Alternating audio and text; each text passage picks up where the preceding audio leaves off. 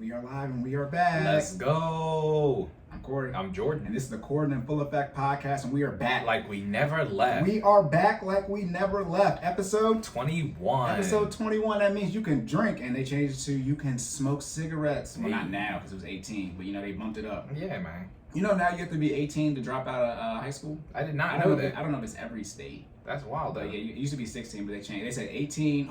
They said you can stop going to high school if you're 18 or already have a high school diploma. Hey, bro, if you're 18, you might as well graduate. They said if you have a high school diploma, once you get a high school diploma, you don't go to high school anymore. Exactly. So they need to revisit that. Oh my goodness. Okay, remember, odd number episode, which means we have errors. But before we get into our errors, you're watching this on YouTube right now. So you need to like, share, subscribe. And if you're listening to on Apple Podcasts, Google Podcasts, on Amazon Audible now too, and Anchor, we got and Spotify, yes, we got all that stuff. Like, rate, review, all that jazz. And then also, what do we do on this podcast, Cory? What do? We talk about finances and fitness, or wealth and health, or whatever you want to call it. We're trying to make sure you save more and say less, and keep making better your best. And keep making better your best. Now, on to the error section. Let's get it. So, yeah, I wonder if people are wondering, all right, how much did Cory, what is he going to say this time? Not much this time. So, the first thing I do yeah, Jordan does, yeah. I said, usually, I got an error, I can't type. I said usually know 2-3 years out that you'll need a new car note, not in 2 or 3. Oh, I was talking about when you have a car, I said you'll know 2 or 3 years in. No, you'll know 2 or 3 years out. Like, not in the first 2 or 3 years, like in the last 2 or 3 years when the maintenance starts picking up out of nowhere, that you'll need to get a new car. So you'll be able to prepare 2 to 3 years ahead of time. So 2 to 3 years out, not in. I literally just said one wrong word and they're complete opposites. Damn you, out and in. Then rule of 72. Oh yeah, rule of 72, remember. So rule of 72, you take 72 and divide it by your rate of return. So you have 10% rate of return. Divide 72 by 10, that's 7.2 years. That money will double. So if you have $1 million, let me do $10,000. So I'm like, who is $1 million? Anyway, you do 72 divided by 10, your $10,000 will turn to $20,000 in 7.2 years. But that's just if you just let that money sit there. If you continue to invest, it's even shorter than that. Always remember that when you see the rule of 72. That's if you just take a lump sum of money, whatever that sum is, and no longer continue to make contributions into that quote unquote pot that it's going to take 72 divided by the rate of return. If you add more money, it's even lower than that. No, I don't know because it depends on how much money you add and what the rate of return is. But yeah, just rule of 72 is like worst case scenario. If you just add no more money, and that's what you get into when you're real old and you might need to stop your retirement because in your late 40s, 50s, and you might have to have, some medical procedure, something like that. Okay, what if we stop your retirement contributions? What can we get to, we're looking like? But yeah, you add money even quicker. All right, boom. See, oh yeah, I'm done. Haha, jerks. Nope, yep. All right, that's my error. So Jordan, okay. Can you see it? Yeah, nah, I can't see it at all. You can't see it at all. I mean, we both got this privacy screen. We can't at our own screens. All right. We can't see, we can't spell, we can't speak. So yes, I actually have errors this week. A couple of them. So first thing, well, this one's not really an error. It's more just a confirmation. So I confirmed that the correct way, I don't know if it was episode 19 or 20, but the correct way to say the word is peristalsis. Okay, and that is the word that defines the muscle's ability to expand and contract. Shout out to my nurse friend Roxanne for that confirmation. I appreciate you. Okay, Roxanne. Peristalsis. Roxanne. Okay. Anyways. Okay, moving on to the next error cleanup. Episode 20, I referenced different yoga flows. Okay, I think I said there was like 2 or 3 of them. I lied, okay? Completely lied. I'm not a yogi, all right? I'm a certified personal trainer. That being the case, there are actually at least a minimum of 11 known flows. These got some names on them. I was going to say, real quick, are you going to say these? I was going to try, bro.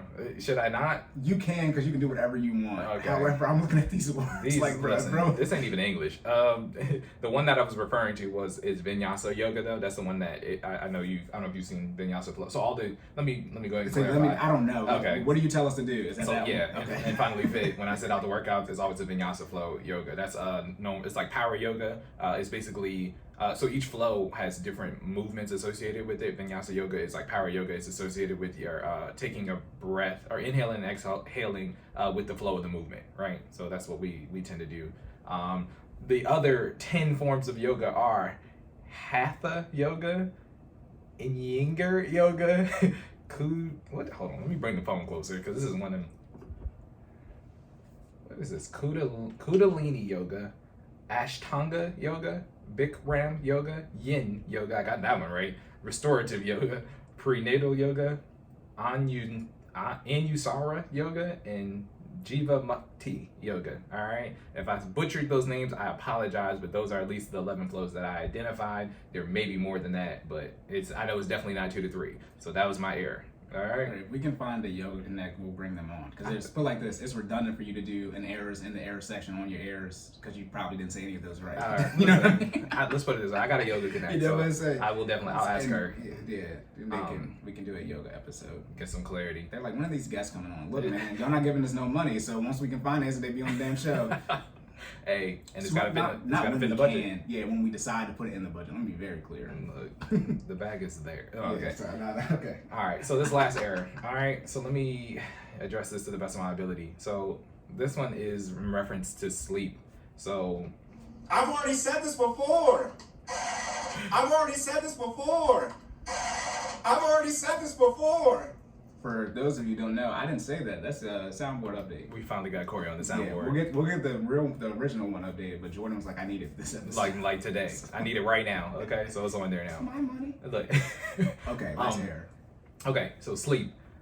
We have a lovely listener that basically recommended or did some research outside of the podcast and came back and said that you need 7 to 9 hours of sleep and that there are additional psychological effects to getting those 7-9 hours of sleep, and such as reducing heart attacks and reduction of reduction of cancer and increased libido.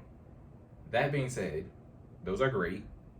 I still stand by what I said with the 6 hours, and I'm gonna tell you why. Because 6 hours, I said the minimum amount of sleep you need to recover in a fitness cycle is 6 hours. That 7 to 9, I mean, again, there are a lot of great effects associated with that. This research, I think, also came with another. It was certified by some type of neurosurgeon. I'll be honest, I didn't listen to the recommended. On the Joe Rogan, I've seen that episode on the Joe Rogan podcast. Way bigger than us. We'll meet you one day, though, Joe. One day, Joe.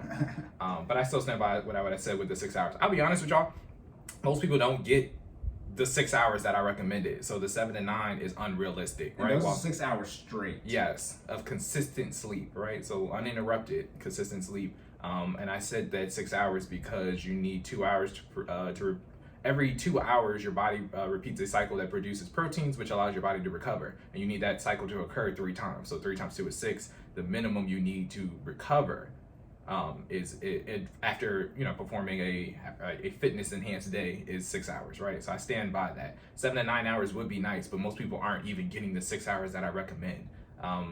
And this is real rap. I have several clients that, when we meet up, we talk about it and they can't get the 6 that I'm asking them to get. So 7 to 9 is unrealistic, I think, for most people, to be honest with you. Especially as you get older, you get more obligations, you start having kids, you got a family, you got a job, you got a side hustle, and you got, stuff that you just want to do in your free time. You going to the club, you hanging out at night, you're not getting 7 to 9 hours of sleep. Most people are not.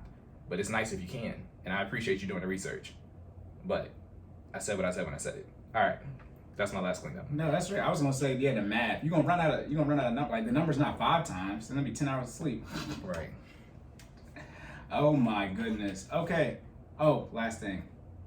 Did you get any feedback? I didn't get any feedback, but did you get any feedback? I did get feedback. Okay. So shout out to our lovely listeners and our lovely viewers. They gave us feedback in terms of our YouTube. They said they love seeing us, that we're doing awesome, that we're doing great. However, they would like to see our faces on YouTube. There's a disconnect between the audio and our lips. Since they can't see it. Exactly. We acknowledge that feedback. We're going to do our best to try to fix that when we can. However, we cannot sacrifice the audio quality right now for the visual connect of you being able to see our lips, because I have to be this close in order. Cory tells me this all the time. I need to project more. I apologize. That's just this is my tone of voice. Balance. I'm the louder talker. Everybody knows that. I'm always the louder talker. Cory could back up probably like 6 inches and still be louder than me on the mic. I just don't. That's just how it is. You know what I'm saying? That's why I was weird. I was quiet on the first one because I'm like, quiet. Never. That's never been told to me. So that being said, we appreciate that feedback. We're going to do our best to try to correct it. Maybe I'll slide out from the mic, sideways every now and then so you can see my lips, when I'm talking about important stuff, But yeah. Oh, I mean, put it like this. We're still recording on my iPhone 12. For those of you who don't listen on YouTube and you don't care about the connection on Instagram, fast forward a minute. Anyway, so this is unrelated to you. Right. But when you're watching the videos, we're recording on my iPhone and we just have obviously one camera angle. So it's fixed. In the future, we will have more camera angles. But guess where we're in right now? The present. So once we get there, we will let y'all know. But it's on our list to do, but we just haven't done it yet. Yeah. So we're working on it. Yeah. But we appreciate it. We appreciate the feedback. Yeah. Keep running our numbers up on YouTube. Yeah. All right? I mean, it'll be fixed when the guests get here because we have to have it fixed then. Yeah. So that will be the first episode is fixed. When are the guests coming? Let's put it this way: the cameras are at least in the budget. So we just got to. We're in the selection process for trying to find the right cameras. All right. That's actually really hard to do. Okay. We good? Right, that's it. Yeah. Say we didn't burn it up, but we had stuff to. Hey man, on. we had to talk about it. It's okay. You good to go? Yes, sir. All right. First, wait, no, my bad. On to the fitness section. Y'all ready? Y'all ready for my music? Let's get it. Yeah, like they about to say.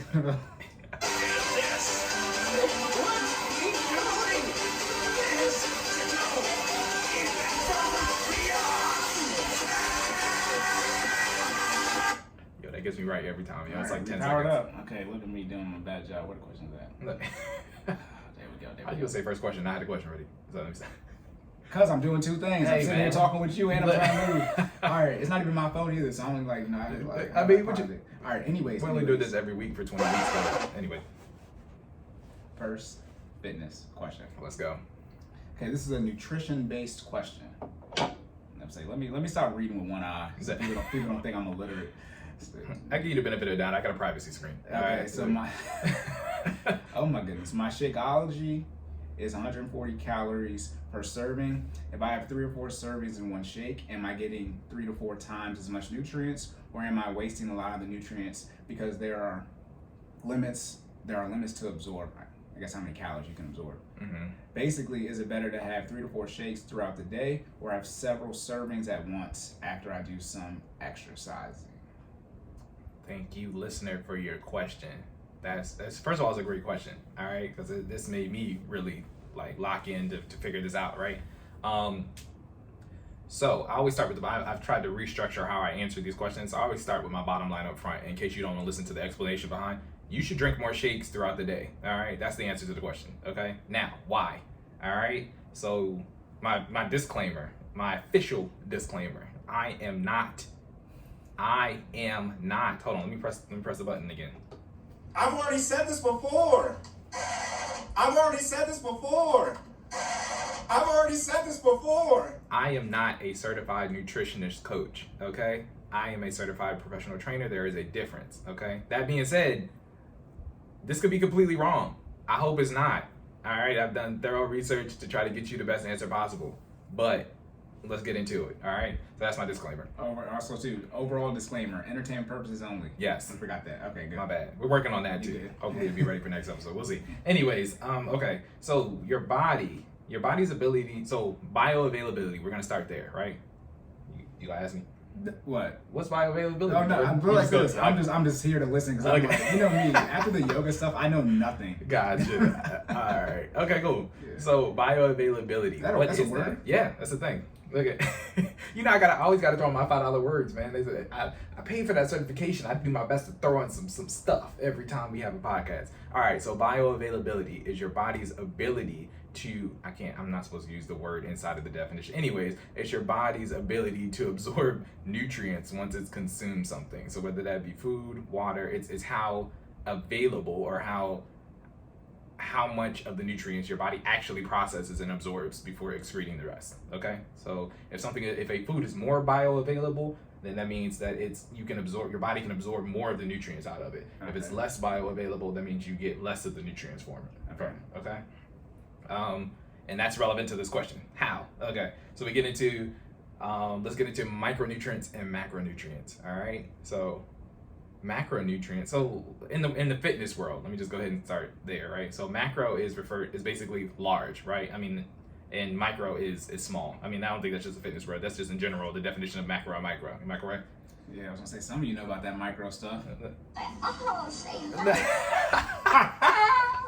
Hey, let's be clear. Hey. I've already said this before. I am hilarious on the spot. Look, big macro energy over here. Anyways, look at Here we go, you kicked off. I was about to say, yo, this is what we're talking about. All right, we're gonna lock in. Look, y'all, it's the first NFL Sunday. Give us a break.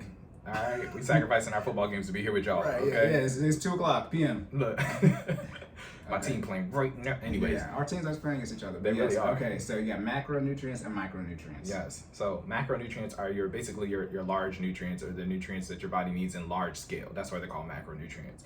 Macronutrients consist of proteins, carbohydrates, and fats. Okay. So you need those macronutrients. Micronutrients are the opposite, right? Your body needs to be able to absorb these in a smaller amount. Micronutrients consist of vitamins, minerals, water. Okay. So let's go over that one more time. Macro, carbs, proteins, fats. Micro, vitamins, minerals, water. Got it? Technically, there are two types of vitamins. So there's 4 micronutrients. I think there's fat-soluble vitamins, and then there's another one that I forget right now, but we just leave it at vitamins, minerals, and water. That's irrelevant for this conversation. Okay? Got it? Cool. Okay. Going to the next point. Factors that determine absorption. Yes. So factors that determine absorption speed, because we're getting back to the question of should you have a higher caloric value shake, basically a higher macro enforced shake, or should you have more shakes more frequently throughout the day, right? That was the question. And the answer to that is affected by your body's ability to absorb nutrients, the bioavailability of these shakes, right? Factors that affect bioavailability include your diet and the structure of the food. Okay, so when a food is bioavailable, depending on that varies depending on how you eat it and what format you eat it in, what you've had previously, throughout the day prior to eating whatever it is you're eating now, and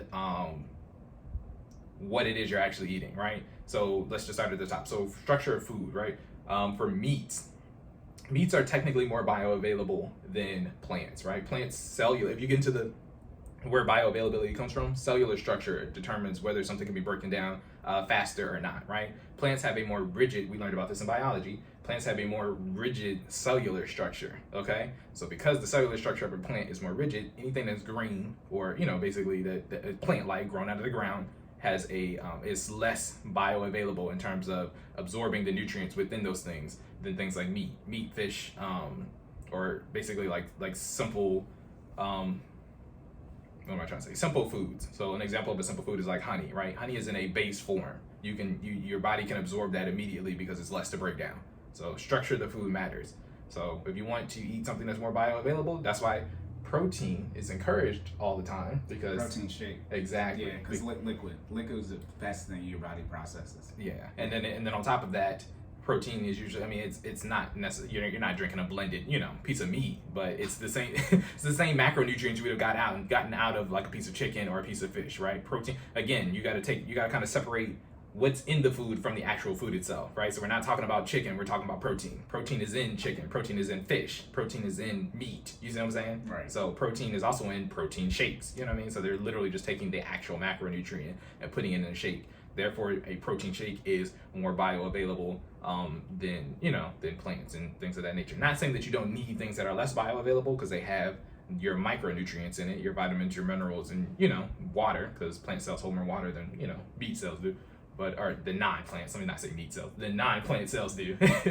But yeah, so that's one of the factors that determine how fast the food is absorbed by your body. Second factor, your life stage / your age, okay? What does that mean? So as we get older, the gastric acid literally in our stomach ages with us. Your body's ability to produce that and the amount that is produced changes based on your age limit.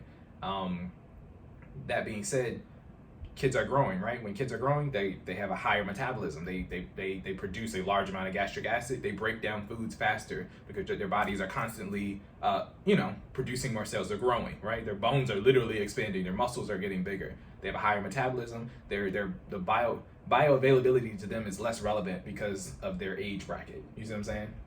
You're constantly in a growing state anyway. As you get older, that changes. So I think officially, I won't say officially, what science has semi-determined is that men stop growing at 21 and women stop growing at 23, right? So, or when I say stop growing, stop developing. Like after that, if you didn't know this, I'm sorry to burst your bubble, but your body, there's a point at which your body officially stops growing or creating life, and then after that, you're basically just gradually decaying until you die. That's how life works. So that point has been, I know it's kind of depressing. That point for men, like I said, has been determined, I think, to be 21 years of age, and I think for women has been determined at 23 years of age. So at that point, if you haven't hit that growth spurt, let's be honest, you're probably not going to hit it by 21. All right. So fellas, if you ain't 6 feet by 21, I'm sorry. We're not discussing the 6 feet man. Look, I'm not 6 foot. That's what I'm talking about. It ain't. Hey. We talked about those statistics though. My bank account is 6 feet. Anyways. Oh my goodness. No, God! No, God, please, no! No! No! That gets me every time. All right, getting back to the topic. So life stage, why that's relevant, right? So the older you get, the harder it is for your body to break down foods regardless of its bioavailable state. So you getting older affects how much nutrients you absorb regardless of what it is you're eating. So you need to keep that in mind. So our specific age limit, or the age limit of this listener, because I know them personally, is our age. So 28. So there's categories. I think we're in the second adult tier category. So I think the first one is 18 to 23, and then we're at the top of that category. Does that make sense? So the next one is 18 to 23. I think it's 23 to 28, and we are 28. So we're literally on the cusp of the next adult age tier, you know what I mean? So basically next year, you're welcome, your gastric acid is gonna slow down even more when we hit 29, okay? So eat what you want because your metabolism is gonna slow down again in the next 365, all right? That being said, you're at the second adult tier in terms of bioavailability. Third thing that affects how fast your body can break down food or absorb nutrients is the chemical form of the actual nutrients when you're eating them. What does that mean? Nutrients can take different forms, right? They can be I don't want to say a solid. They come in different chemical compositions. Let's put it that way. So an example would be iron, right? Iron comes in. There's Hem iron and then there's non-Hem iron. It's not Hem, H-I-M, it's H-E-M-E. So Hem iron, right? Hem iron is available in is more bio. So let me put it this way: Hem iron is more bioavailable than non-Hem iron, right? So by definition, Hem iron is in meats, right? It's in fish, it's in chicken, it's in these foods that we've already claimed that are more bioavailable than plants. Non-Hem iron is available in plants, right? So again, by definition of what we've already talked about, eating these foods and these different chemical compositions are harder to break down for your body because of the state that they're in when you eat them, right? So you need to make sure that you get a balance of both, but you definitely want to make sure you eat the one that's more bioavailable more frequently so your body can absorb that, or at least in the windows in which it can absorb, and we'll talk about that coming up, right? So the next thing is the anabolic window, and we talked about this several times before. I think I touched on it last episode, if not the week before that. It's in the several episodes, okay? I'm not gonna name them all. Corey's usually better at naming off which episode we talked about it in. Anabolic window was a while back. Gotcha. But that being said, what is the anabolic window? It's the window in which your body absorbs nutrients, basically almost at double the rate.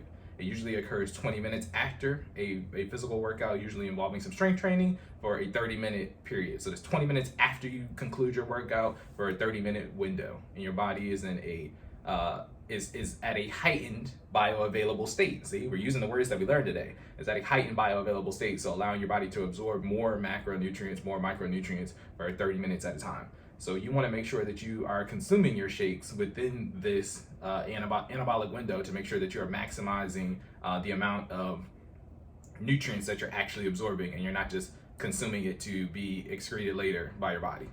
So bringing it all full circle and bringing it back to how you can. The question was, should I consume basically more serving sizes in a single shake, or should I consume more shakes throughout the day? You want to consume more shakes throughout the day. Why? Because your bioavailability literally changes throughout the day, depending on what you had that day, depending on all the things that we talked about earlier. Your life stage usually doesn't change throughout the day. I mean, it kind of does technically. You do get older as the day goes on, but it's not most of the time, unless it's your birthday, you're not going to switch between, stages unless it's your 28th, your 29th birthday and you was 28 in the morning and you're 29 in the afternoon. I mean, then technically your gastric acid can start slowing down, but that's a rare occasion. But the other things, like the chemical form, the structure of the food, all that plays a factor into the bioavailability. And with that constantly fluctuating throughout the day, you want to make sure that you're giving your body the nutrients in the time periods that you know that you're going to be in a high bioavailable state. So after, in that anabolic window, after you work out, 20 minutes after you work out, as well as in the morning, maybe as a meal substitute. Basically, it's one of those situations where you have a better chance of your body absorbing more nutrients the more frequently you expose it to those macronutrients versus sending them all down there at one time and expecting your body to absorb it in a lump sum. It's almost like a car that's constantly driving, right? Because say your body, the car, is constantly driving, you want to continuously fuel it with gas instead of trying to force more gas than the gas tank can hold at one time. That's not going to be beneficial to the drive. You see what I'm saying? Mm-hmm. You want to make sure the car is in constant motion and in tip-top shape. So you want to do the, feed your body or give your body these things that you need to do consistently throughout the day versus all in a lump sum, because it's not beneficial to the body to give it more than it can hold. Tracking? Yep. Back to consistency. Yes, sir. That's the gym, by the way.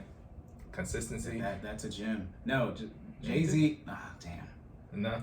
Jay-Z's going to tell you at the dinner,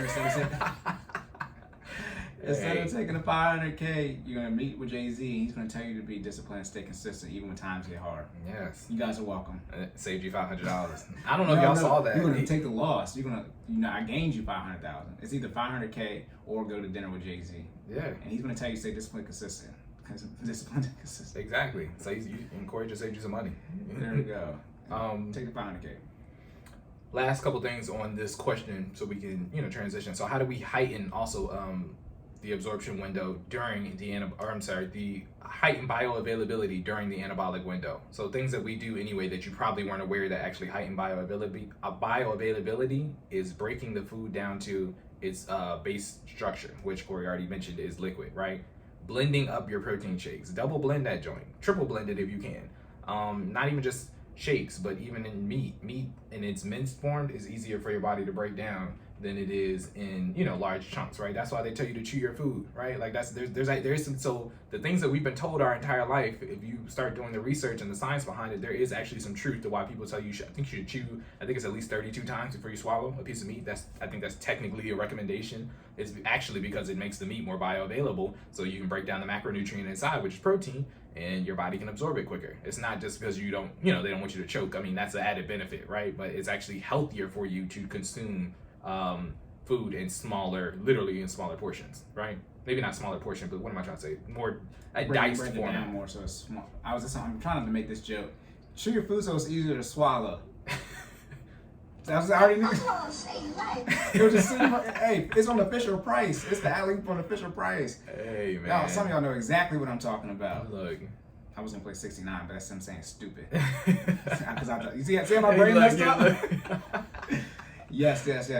Y'all took science class. Y'all might have been paying attention to solid, liquid, gas. Okay, those are the three forms that something can hold. Okay, and then the reason you have acid is so that it can break down those forms. Yes, and most of the time it breaks those forms down into what, and usually into a liquid. Yeah, most of the time. And some things it can't break down, like corn, and that's all. Never mind. So then we get into corn is a part of that. Those foods I was naming that are low in bioavailability. Corn is one of those things. Your body, if you haven't noticed, after you've eaten corn comes out the same way. It comes out whole. It has zero bioavailability. There's no nutritional value to corn, right? What does that mean? Your body takes it in and it passes it out. That's so how that works. You shouldn't be eating it? I mean, you can. I'm talking about from a beneficial, like it's a vegetable. I mean, right? So it's on the list of quote unquote good things to eat. If you technically want to get into it, it can help you pass other things, right? So from a fiber bowel perspective. Okay, right? it's like what is that called? That What's the stuff that makes you use the bathroom easier? Fiber. Fiber. Yeah, It's like that. It's literally like a almost okay. like a cleanser, right? So let's say you were having trouble passing, you could. Basically, literally how that works is the corn passes through your system, things stick to the corn, and it comes out with the corn. Yeah. Okay, So cool. Like a jalapeno. If you backed up, go ahead and eat your jalapeno. You're gonna be cleaned out. It might hurt, but you're gonna be cleaned out. I promise you. So it's like in itself has no nutritional value, but it will clean It out. serves a process. Exactly. Okay. Yeah. So you can have it, but I still would have it, less frequently because other than that, it has no nutritional value. Yeah, right? no nutritional value. It's not a macro. It's not a micro. It's not micro technically. But anyways, yeah. So blend up your food or mince it or break it down into a solid form. Other things that help heighten nutrition absorption in this anabolic window, having food again in its most basic state. So I know I had mentioned like honey earlier, right? I don't know if you've ever cramped up. So for my athletes, right? If you've ever cramped up on the football field, usually they give you something, a liquid most of the time in its most basic state so your body can absorb it quicker so you can get back on your feet and react faster. Does that make sense? So like for my people who've been out there, for me, I used to have really bad cramps when I was playing college football. I stayed with a jar of pickle juice on the sideline. You know why? Pickle juice is, again, it's a liquid. It's in its base form. It's high in sodium content. Sodium allows your body to retain water, right? Which is what you need when you're cramping. It usually means you're dehydrated. Your body's, picture like a paper towel. After you've wrung it out, that's what your body is doing when it cramps, right? So what you're doing is you're clearly drinking water because you're trying to get rid of the cramp. But then in addition to that, you have to drink pickle juice or something that's high in sodium content to make sure that it actually goes back to absorbing that water. Because when you're sweating, your body is expelling water, right? You're pushing it out. So you almost got to like clog the holes back up, which is the sodium, allowing your body to absorb it and do what it needs to do, and you're good to go. So saying all that to say, eat foods in its most simple form. So in your protein shake, add some honey, right? If you need that sugar to get your energy up real quick and you want to feel it immediately, add a little sugar to it, add a little honey to it in its simple form. Other foods like that. Trying to think of some off the top of my head. I know you can chop a banana. Yeah. Chop a banana. But even then, I think that's still technically, I think that's solid. Yeah, technically a compound. Yeah. There's a, let me be 100 with y'all. There's a list online. You can Google it for foods that are in its, simple structure that are easy to process immediately by your body. So look that up. If not, I'll correct it in the error section for the next episode. All right. 23. There we go. 23. But yeah, I think so. Again, bringing it full circle. Bottom line up front, you want to make sure you drink more. You drink more shakes throughout the day, giving your body an ample opportunity to absorb more macro and micronutrients. Adding additional serving sizes to a protein shake is not going to help. Let me put it this way: I don't say it's not going to help. It's possible for it to help if you are under fueling your body with a single serving size. But the most I would do is double it. I think in the example you were saying 3 or 4 servings, like anything past 2 is probably not helping at that point. You know what I mean? I'm not gonna act like I haven't, dumped an extra scoop in a protein shake, because I definitely have. But at some point, again, consider your body a sponge. Just because you pour more water on a sponge doesn't make it absorb more. Does that make sense? That's literally exactly what's happening in this example, right? If you put the sponge in front of a fire hydrant after you knock the edge off, doesn't mean it absorbs more water if you put it in the sink. You see what I'm saying? It's more about adding that water consistently over time. Now, if I take that same sponge and leave it on the counter and it dries out, and then I come back and run it under the sink, it absorbs the water back. You see what I'm saying? It's consistency over time, not an amount all in a single instance. So I hope I answered your question, listener. Thank you for that. Right, so double check. So you said no more than double the serving size. Correct. Okay. So 2 servings at, if you're trying to load up more, 2 servings in a single instance. But I still recommend having more throughout the day. Tracking? All right. That's it. Are you good? Because we went 5 minutes over, so you only have 2 minutes left. Nah, we're good. I think I think that's a lot for y'all to absorb. If you for fitness. Yeah. If we absorb, you see what I did there? there? Questions you got, Look. bro. People start asking wild stuff, right? It's like it was dry for a minute, and then it was like, oh, I got another question about fitness. Oh my goodness. Oh, say that. All right, boom. You all good to go? Yes, sir. All right. On to the finance section. Let's go. I got you. Don't play the violins this time. It's the bird right here. Yeah.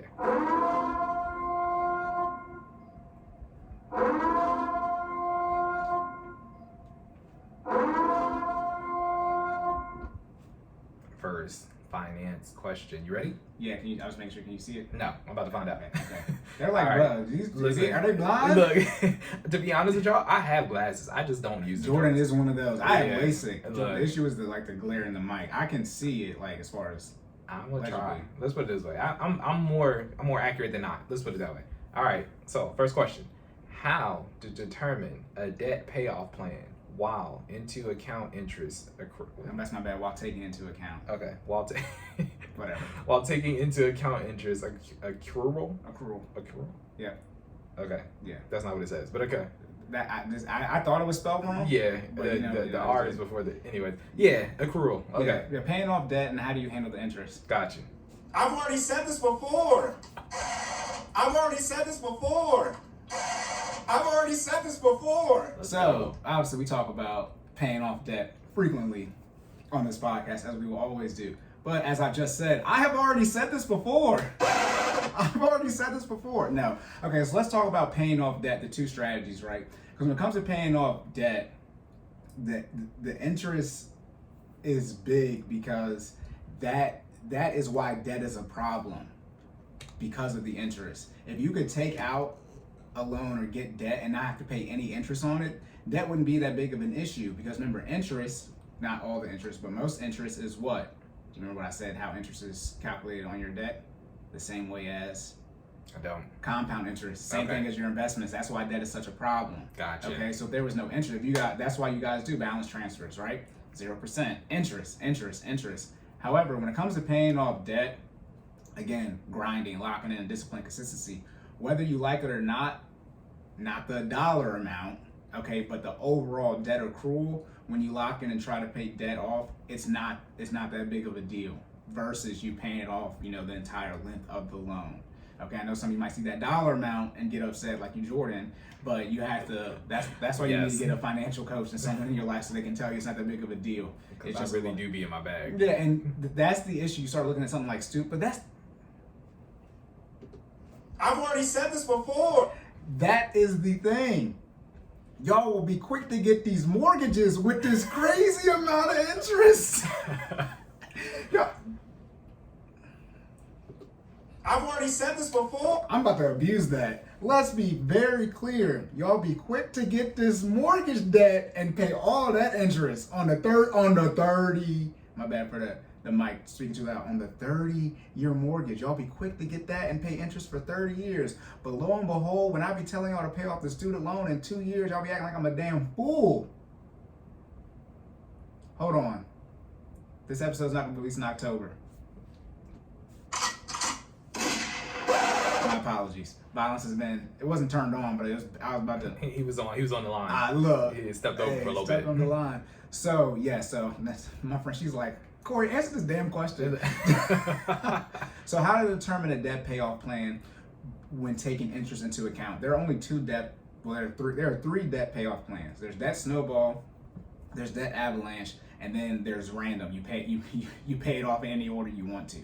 The debt snowball is you don't look at the interest rate. You rank it lowest balance to highest balance, and you pay it off in that order. Obviously, you make the minimum payments, and you aggressively pay off the smallest balance, and the second, third, fourth, all the way until you're done paying it off.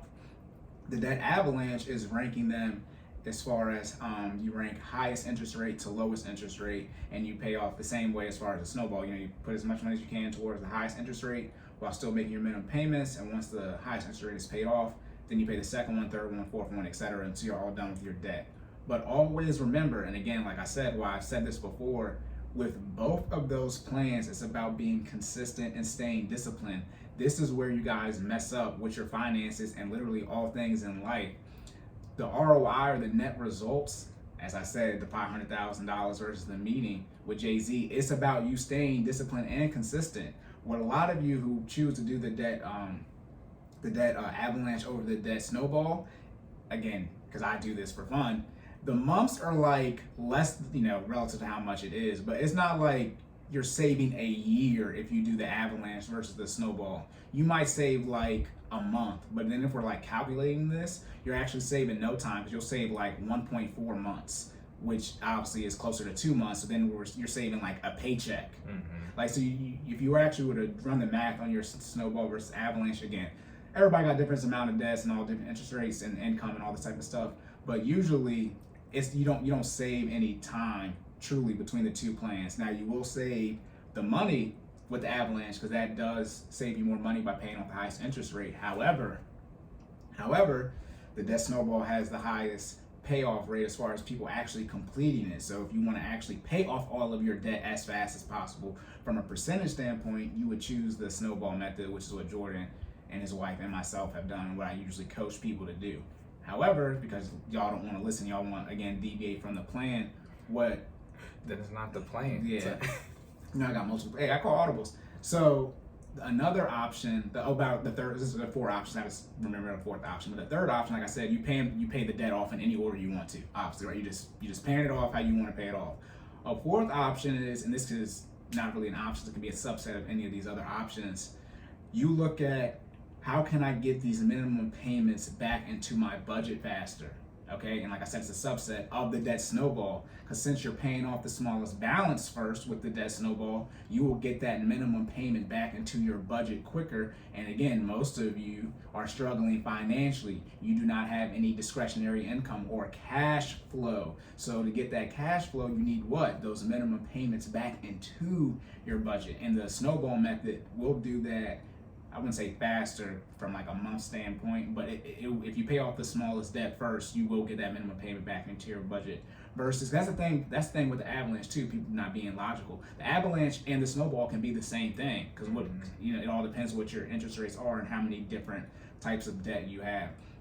So yeah, how to determine a debt payoff plan? Again, necessities, debt payments, investments, lifestyle, right? Budget, tracking transactions. Right. Define how you want to handle that way. Generational wealth. If you want to know, do you want to invest and pay off debt at the same time? That's fine. How long is it going to take you to pay off your debt while investing? X amount of months. Are you happy with X amount of months? No. If you want to be faster, the quickest way to get more money is to stop investing. Again, I've already said this before. It's so also too, this is different. The person asking this is single, as in she's not married. But if you're married, because now we might no.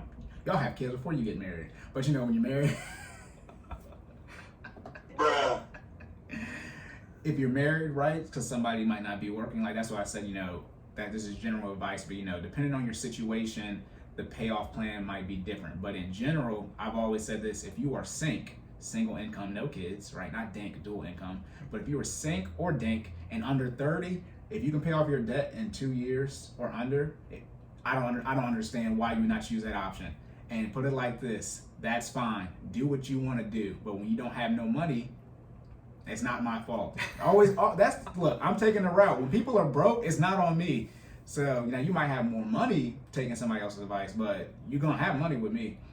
So yeah, No, I was just saying, and just having gone through, this process, right? The debt snowball payoff method, I think, builds morale a lot quicker, because usually when you rank, like Cory said, it's a possibility that they could end up being the same order. But if they're not in that lower, I think it's the lower payment, you usually get that back into your budget quicker. No, not the payment. You don't know what the payments are. The payments are irrelevant. You do either the total amount of the debt, so $10,000, or interest rate of 22%. The payment to those just are what they are. Okay. So you'll get the payment back from the lowest total amount you owe faster with the debt snowball. Correct. Every single time. And that motivates you to continue to keep going, right? Like once it's almost like, literally, like I'm a results person, right? When I see something's working, it's like, oh, okay, cool. Now we just need to finish. You know what I'm saying? So I think a lot of people, mental makeup, you process information similar to that. I'm not putting that on everybody, but it's a possibility. And if you do, like Cory said, the statistics I think are higher for people to actually complete the debt snowball payoff method than the debt avalanche. So right. You want to take the snowball, get going, and once you see that it works, you'll be a lot motivated to finish. I know that definitely puts some pep in our step to kind of get to, lock in, knock everything out in 2 years and get to that finish line. No, yeah, it creates a positive feedback loop because you're checking things off the list. Right. And by the way, the difference between the snowball and avalanche completion, it's like significant. It's not like 80% versus 75. It's a significant difference. I think that study was done by Northwestern University. But yeah, you create that positive feedback loop. Why wouldn't you go with the one with the higher result? You know what I'm saying? Like the higher likelihood of completion, likelihood of completion. And also too, hopefully most people are like this, but some people pay off their debt, then get back into it. That's a lack of discipline. But most people have never. One more time. I just freestyled. I don't know. I said, hopefully you're not like this, but most, hopefully you've never paid off your debt and then got back into it. That's a lack of discipline. That's go. a definition of you want. Never mind. Anyway, so, and I don't want to hear about things happen because we already told you to lock in and get your insurance in place and build an emergency fund. That's 3. Never mind. Mm-hmm. So, the issue is that usually you never paid off debt before, right? Your first time paying off debt was when you paid it all off. You know what I mean? as was mine, right? I mean, I had my credit card, but it was like $900, right. But tens of thousands of dollars, in your case, six figures. That's your first time doing it. If you choose the avalanche method, you mess around, depending on when you got your student loan, and your student, so your credit card, right, usually 20, 10, 15, 20% plus. Usually. Hopefully you're not one of these people. As I said, if you want to know if you have a credit card debt issue, if your credit card debt is more than what you make in a month, you have a significant issue. Yes. Let's be clear. No question. Obviously there could be medical bills on there, but excluding the medical bills, no. But that's usually first in the avalanche method, right? People's credit card bills. However, depending, like I said, on your student loan, I know my student loan was 7%. My student loan was 7%, then I refinanced it. Mine was 4 some change, and my mom's was still 7% because I couldn't refinance that one because it was a Parent Plus loan. That was more than my car loan as far as percentage wise. So most of you, probably your student loan, obviously you can refinance them, but if your student loan is 50, 60, 70,000 plus 6 figures, you're one of these people, and you have interest rates. Most interest rates are generally low or high. You know what I mean? Like what's a median interest rate?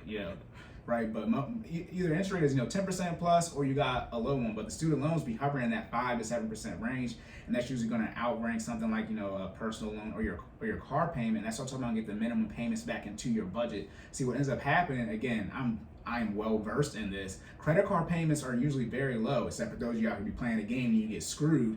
Credit card payments are usually the minimum payment is very low. So even though you pay off your credit card debt from a cash flow standpoint, because remember, when you're putting extra money towards your debt, that snowball or avalanche, however you want to look at it, that leftover amount, that's money you already have. So when you pay off the debt, you get that money back into your budget. So you don't gain the money back that you're already putting extra towards the debt. Let's say your minimum payment is $20, you're putting $1,000 towards the debt, right? So you're putting $1,020 towards it. When you pay off that credit card, you just got an extra $20 back into your budget. That $1,000 is already existing. So you might be on a budget now tracking it, so you might feel like you got that money back, but you don't actually truly gain it from a net standpoint. So now you just got $20 back into your budget from a cash flow standpoint to help pay for emergencies, so you can stop using credit cards. You didn't make no progress. Now you still got your $300-$400 car payment, or maybe 2 of those if you're married, and you got, and that, if you could say you got, again, the average car payment is $500. That's $1,000. You both got a new one, especially now because y'all tripping with COVID and the pandemic. That's $1,000. Oh, hell no! Right, so I would like to see that get back into your budget as fast as possible, because once you get that cash flow and actually budgeting properly, you're going to realize you're not going to have to use your emergency fund as much, which will actually help you not get back into credit card debt. Because you're going to, imagine if you do the avalanche method, imagine if your first debt is your 6 figures in student loans. You are not going to pay it off. Again, the Northwestern study, you're not going to pay it off because you haven't built any habits, any consistency, any discipline to actually be able to pay off debt. You don't know how to pay off debt because you haven't done it yet. So the quickest thing to do is take those couple $100 credit cards that most people usually have. You might have a store credit card or whatever, and pay those off and see those things getting checked off the list, right? Like it's gone. And that's why Dave Ramsey says, like, cut it up, because now you're getting really into the mental aspect of it. You're really checking things off your list. You keep going and going and going, then you're done. I mean, there are plenty of people, I don't have this, I'm not super artsy, but you can print out like debt payoff things and color it in as you're paying it off. Those are all different types of ways to like visualize it to keep your momentum. But as far as determining a plan, even with the interest accrual is irrelevant, assuming we have 2 plans here and you're going to put in the same amount of work for both plans. At the end of the day, the avalanche, like, it doesn't save you that much time and it doesn't save you that much interest. And again, like I said, don't look at the whole number. Right, look at do the percentage of what it was, right? Because some of you might have tens of thousands of dollars in interest. It's like, yeah, you had $100,000 loan. I bet you did. Okay, and also too, because y'all think y'all slick. Do not look at the interest that in total that has accrued. Look at the interest that has accrued since you actually started to pay it off aggressively, right? Because you're doing your deferments. Some of y'all be going to collections. Y'all be in collections. Some of y'all be in collections be trying to talk to me. I bet you do. I don't know, but I bet you do. I bet you do. Some of y'all be denied service at your bank. You don't even have a check. Never mind. That's why y'all got Cash App. You don't got no checking account. The balance is back. My bad. Hey, but remember, I know. Hey, he trying to save y'all from one of these, yo. Fatality.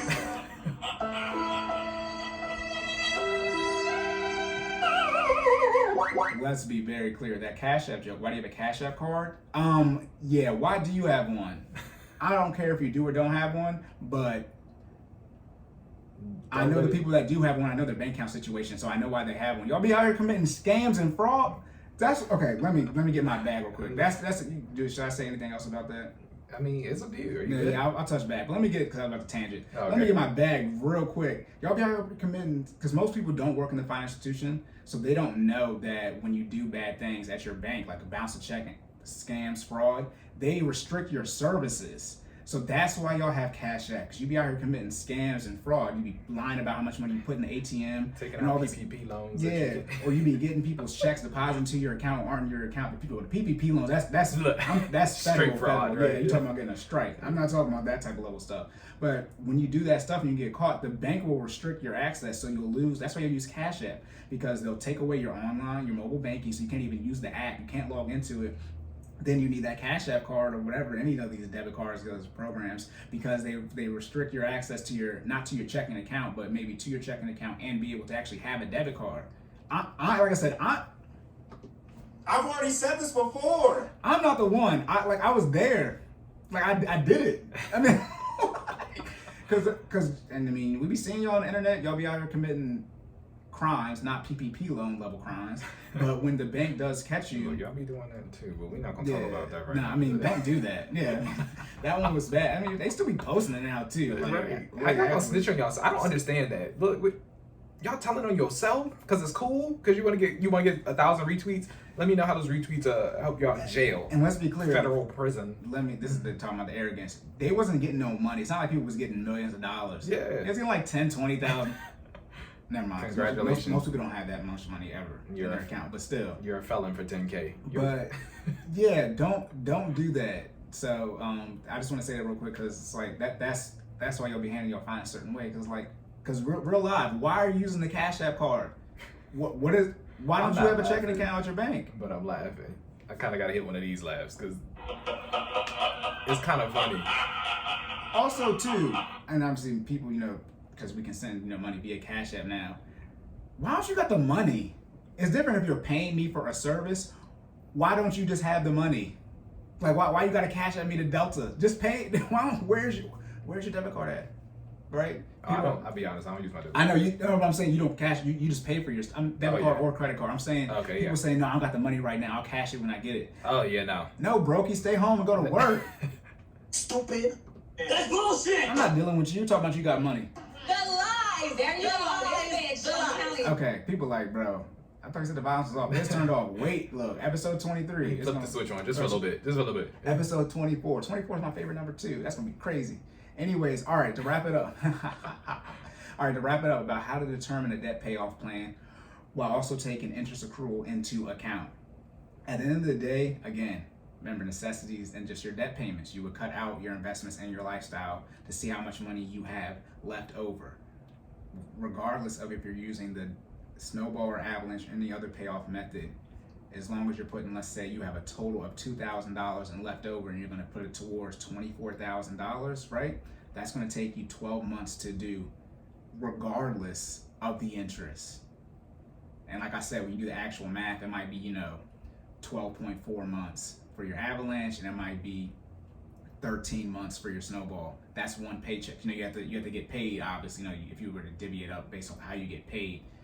It's not that big of a deal. And that's, again, like I said, you can go on my Instagram, you can go on YouTube. I have the budget template on there. It's not going to be exact because everyone's numbers are different, but I have the formula set up so you can calculate how long it's going to take for you to pay off your debt. And like I said, I just did the snowball method without the interest. And what ends up happening, again, while you do the snowball method and get the momentum like a snowball, right? Avalanche isn't momentum, the snowball is momentum. You end up paying off the debt faster than from the date when you first start your journey. But again, that's the one thing too, you gotta lock in. If you're already in your process, which is fine, it's going to be hard to see your total progress that you made if you're actually truly paying off faster. I mean, you can go back and do the math, right, but you won't have that initial journey mindset of it. But at the end of the day, the interest is irrelevant if you're because in both situations you have to put $2,000 towards the debt. And the avalanche and the snowball and any other thing in the sleet, in the rain, any other debt payoff method you want. The key thing is the consistency and discipline, and financially that means how much money you're putting towards the debt. It has to be the same in each scenario, and it's not that different. But again, usually their biggest debt is their student loans. And student loans are probably going to be, the only thing lower than your student loan interest rate is probably going to be your car loan. And I would recommend you paying off the car loan first. That's usually going to be a couple $100 you get back into your budget. Because so you're going to be sitting here, let's say a $300 car loan payment and a $500 student loan payment, and it's going to take you a year to pay those off. However, it's going to take you 8 months to pay off the student loan and then 4 to pay off the car. I would flip the order of that so you can get that $300 back into your budget. What's going to happen if you take the avalanche method in June, 6 months in, when you still have these 3 payments, you're going to have a $300 issue, which you would have that $300 if you took the snowball method and actually paid off your car in 4 months, which would be April. And now you have May and June, right? You got 2 months of your $300 saved, and now that emergency, as Dave Ramsey says, is now an inconvenience. Mm-hmm. And that, again, do what you want, but I know what I be talking about. I be playing on both sides. I've been seeing people's bank accounts, and I actually did it too. So it's if y'all don't know, when he says do what you want, he's being extremely facetious. Don't do what you want. Listen to us. That's why you're here. All right. Yeah, I'm saying do what you want because, again, don't tell me how much you disagree with me. Go find the people that agree with you and build a team with them. Remember, if your debt, if you disagree with what I just said about this debt payoff plan, just let me know how long it's going to take you to pay off your debt. X amount of months or years. Guess what? I'm gonna see you in 2 years and the debt better. Again, that's what y'all forget. You got to pay off the debt on your plan timeline. And that's the one thing too, you can get a coach. Y'all can put the pressure on me, which ain't no pressure, but it's my plan. That's the one thing too with marriages. It's this is Cory's idea, right? It's not, it's not either one of y'all's quote unquote idea. I mean, it is yours, but you can be like, dang, Cory know what we talk about versus, one of the spouses bringing into the relationship. And so you can, yell at them. Nah, I get the proxy in. And just be a he really does. Just be a target. Like, dang, why did Cory tell us to do this stuff? Cause I'm trying to help you out. But yep, that's it. Okay, lock and loaded. I love the day. I can talk that all day. I don't even need to worry about the time. All right, let's double back to your question. Dang, Jordan got some questions. All right, so the nutrition. So should you drink more calories throughout the day, or should you drink a whole bunch in one serving? You want to drink more calories throughout the day because your bioavailability fluctuates throughout the day. So you want to give your body more opportunities to absorb those macro and micronutrients by giving it several instances of serving sizes. Right. Okay. Boom. And then also, right, again, I don't even know. They probably wondering, Cory just talks and Jordan talked for a minute and then he just talked again because he just ended. Who cares? That's what we do. Welcome to Cordan in full effect. Okay. How to determine a debt payoff plan. You write down your basic necessities and your debt because that's all the money you quote unquote have to spend. And you're going to have a certain amount of money left over.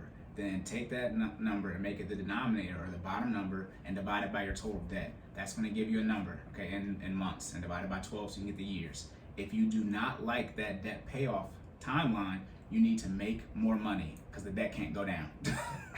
So we can't decrease the algo in this case. You need to make more money. As far as also adding the interest, obviously, into the debt payoff plan, because interest is the big part with debt.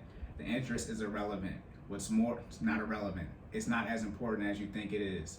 What's more important is that you put as much money as possible to the debt each month. That's going to get you out of debt as fast as possible, regardless of the plan you choose. All the plans are requiring you to put in as much money as possible in the pot that will go towards that. Just like people are athletes. Doesn't matter what sports you play. They all are contingent on you doing as many reps, right, and keeping your body in the best shape as possible. No matter if you're playing basketball, football, whatever. Right. So the first thing is, are you in the best shape? Not even technique. Are you in the best shape you can be in? Right. That's the first thing. So that's what it is for paying off debt. The interest is a big part, but if you can put $2K towards debt every month, then you have to put that's the first thing. And then what will end up happening is the debt will be gone anyways. Like I said, you can do the math, see the delta difference between two options. It's usually not that big of a deal. If you could save 12 months, then we would have done the yeah, if you could save a year, right? Because that's just simple logic too. Obviously, if the avalanche would save you so much more time, then why would the snowball even exist? If it was out there saving people a year on the debt payoff, it's not saving you a year. Not to mention, again, you got to do what your mental makeup can handle. If you can handle the avalanche, which again statistics prove that most people cannot, then do that. But if you can't, I mean, you need to. I feel like the debt snowball is definitely more steps versus, what I mean. The avalanche is kind of like it's an avalanche. Yeah, I mean, it's all in one occurrence, right? Yeah. So, all right, boom, that's it. Locked and loaded. All right, real quick though, before we change plugs, if you watch